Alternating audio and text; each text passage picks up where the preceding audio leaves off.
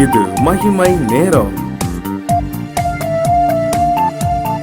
ஆண்டவராகிய இயேசு கிறிஸ்துவின் நாமத்தில் அன்போடு உங்களை வாழ்த்தி வரவேற்கிறேன். ஒரு நிமிடம் ஜெபிப்போம். இரக்கமுள்ள நல்ல ஆண்டவரே, உம்முடைய சமூகத்தில் வந்திருக்கிறோம். எப்படி ஆகிலும் ஒவ்வொருவருக்கும் ஆண்டவர் இறங்கி உம்முடைய ஆசீர்வாதத்தை கட்டளையிடுவீராக என்று இயேசு கிறிஸ்துவின் நாமத்தில் ஜெபிக்கிறோம்.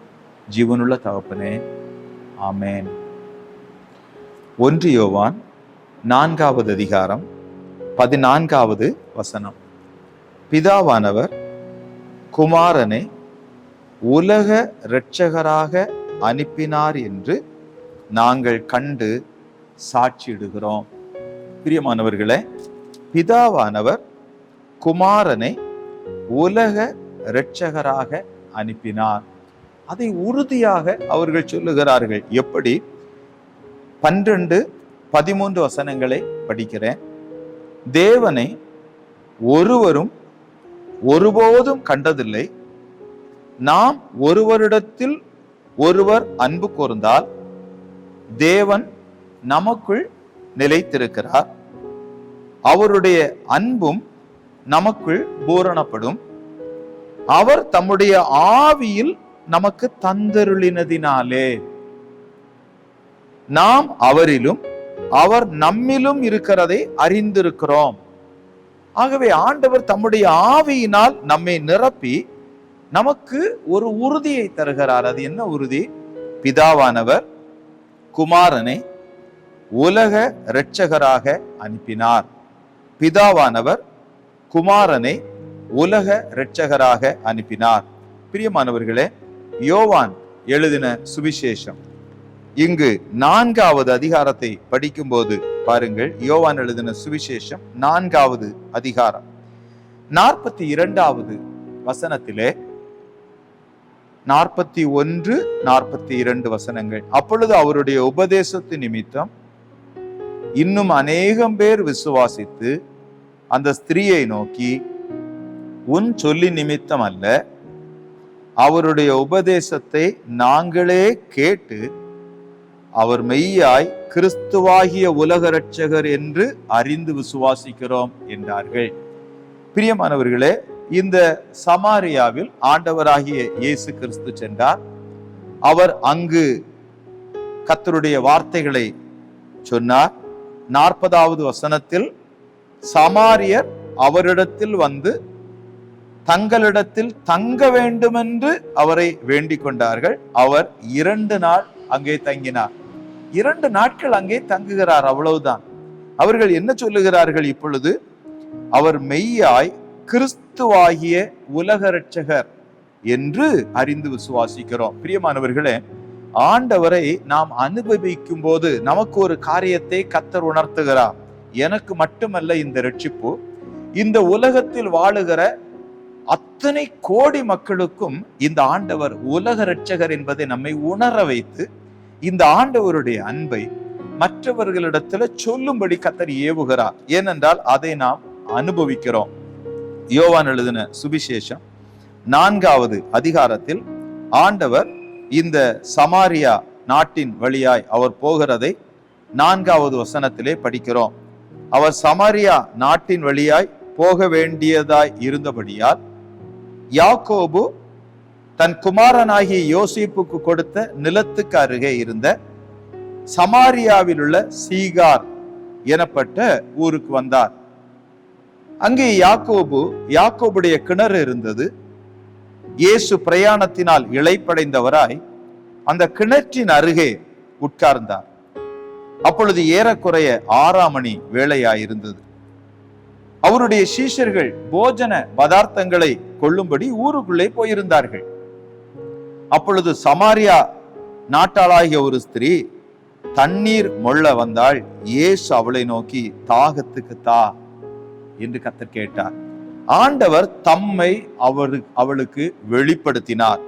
பாருங்கள், அதை தொடர்ந்து நாம் அந்த காரியத்தை எல்லாம் படிக்கும் போது அவர் சொல்லுகிறார் 10வது வசனத்திலே, இயேசு அவளுக்கு பிரதியுத்தரமாக, நீ தேவனுடைய ஈவையும் தாகத்துக்கு தா என்று உன்னிடத்தில் கேட்கிறவர் இன்னார் என்பதையும் அறிந்திருந்தாயானால் நீயே அவரிடத்தில் கேட்டிருப்பாய், அவர் உனக்கு ஜீவ தண்ணீரை கொடுத்திருப்பார் என்றார். பிரியமானவர்களே, இயேசு கிறிஸ்து ஜீவ தண்ணீரை கொடுக்கிறார். யாராக இருந்தாலும் கொடுக்கிறார். ஒரு குறிப்பிட்ட ஜனக்கூட்டத்திற்கு என்றல்ல, உலகில் வாழுகிற ஒவ்வொரு மனிதனுக்கும் கொடுக்கிறார். அவர் சொல்லுகிறார் 13-14 வசனத்திலே, இயேசு அவளுக்கு பிரதியுத்தரமாக, இந்த தண்ணீரை குடிக்கிறவனுக்கு மறுபடியும் தாகம் உண்டாகும். நான் கொடுக்கும் தண்ணீரை குடிக்கிறவனுக்கோ ஒரு காலம் தாகம் உண்டாகாது.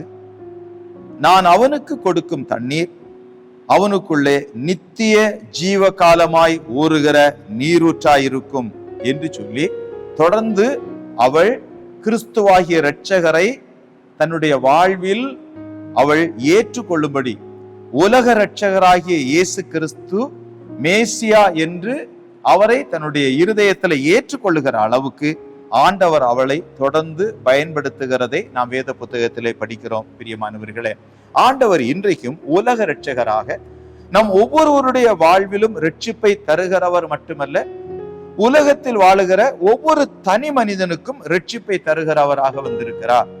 1 யோவான் 4வது அதிகாரம் 10வது வசனத்திலே, நாம் தேவனிடத்தில் அன்பு கூர்ந்ததினால் அல்ல, அவர் நம்மிடத்தில் அன்பு கூர்ந்து நம்முடைய பாவங்களை நிவர்த்தி செய்கிற கிருபாதார பலியாக தம்முடைய குமாரனை அனுப்பினதினால் அன்பு உண்டாயிருக்கிறது.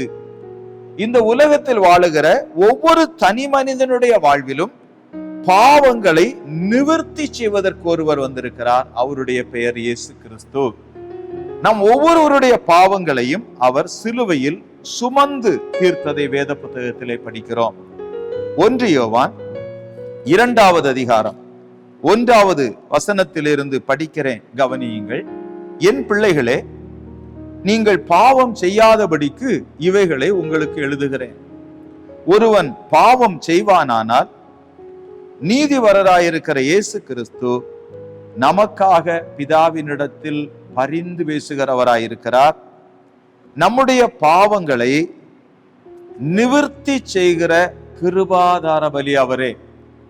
நம்முடைய பாவங்களை மாத்திரமல்ல, சர்வலோகத்தின் பாவங்களையும் நிவர்த்தி செய்கிற பலியாயிருக்கிறார். ஆண்டவராகிய இயேசு கிறிஸ்துவை நாம் ஏற்றுக்கொண்டோம். அவர் நம்முடைய இருதயத்தில் வந்தார். நம்முடைய பாவங்களை நிவர்த்தி செய்ததை நாம் அனுபவிக்கிறோம். ஆகவே நமக்கு தெரிகிறது, எனக்கு மட்டுமல்ல, இந்த மண்ணிலே வாழுகிற ஒவ்வொரு தனி மனிதனுடைய வாழ்விலும் இயேசு கிறிஸ்து வந்தார். அவர்கள் எவ்வளவு நன்றாயிருப்பார்கள், எவ்வளவு நன்றாயிருப்பார்கள். ஆகவே அவர் மெய்யாகவே உலக இரட்சகர். பிதாவானவர் குமாரனை உலக இரட்சகராக அனுப்பினார் என்று நாங்கள் கண்டு சாட்சியிடுகிறோம் என்று எழுதியிருக்கிறது. யோவான் எழுதின சுவிசேஷம் 12வது அதிகாரம் 47வது வசனத்தை நாம் படிக்கும் போது, யோவான் 12:47, ஒருவன் என் வார்த்தைகளை கேட்டும் விசுவாசியாமற் போனால் அவனை நான் நியாயம் தீர்ப்பதில்லை என்று சொல்லிவிட்டு அவர் சொல்லுகிறார், நான் உலகத்தை நியாயம் தீர்க்க வராமல் உலகத்தை ரட்சிக்க வந்தேன் என்று சொல்லுகிறார். ஆகவே இயேசு கிறிஸ்து எதற்காக வந்திருக்கிறார்? இந்த உலகத்தை ரட்சிப்பதற்கு வந்திருக்கிறார். இந்த உலகத்தில் வாழுகிற ஒவ்வொரு தனி மனிதனையும் ரட்சிப்பதற்கு வந்திருக்கிறார். நாம் யாராயிருந்தாலும் சரி, ஒவ்வொருவருடைய வாழ்விலும் இரக்கம் செய்கிற கர்த்தர் இப்பொழுது சமீபத்து வந்திருக்கிறார். ஆகவே அப்போஸ்தலர் 5:31 படி மனம் திரும்புதலையும் பாவ மன்னிப்பையும் அருளுகிறதற்காக இயேசு கிறிஸ்துவை அதிபதியாகவும் இரட்சகராகவும் தமது வலது கரத்தினால் உயர்த்தின பரலோகத்தின் தேவன் இப்பொழுது நம் ஒவ்வொருவருக்கும் அந்த ரட்சிப்பை தரும்படி தம்முடைய குமாரனை நமக்குள் அனுப்ப நம் மீது மிகுந்த இரக்கமுள்ளவராக வந்திருக்கிறார். அவரை நோக்கி நாம் ஜெபிப்போம். எங்கள் நல்ல ஆண்டவரே, உமக்கு நாங்கள் நன்றி செலுத்துகிறோம். தேவன் தம்முடைய ஒரே பேரான குமாரனை விசுவாசிக்கிறவன் எவனோ அவன் கெட்டு போகாமல் நித்திய ஜீவனை அடையும்படிக்கு அவரை தந்துருளி இவ்வளவாய் உலகில் அன்பு கூர்ந்தீரே. எல்லாருடைய வாழ்விலும் உம்முடைய இரக்கம் கிடைக்க வேண்டும் என்று இயேசு கிறிஸ்துவின் நாமத்தில் ஆசீர்வதிக்கிறோம் ஜீவனுள்ள தகப்பனே. ஆமேன், ஆமேன்.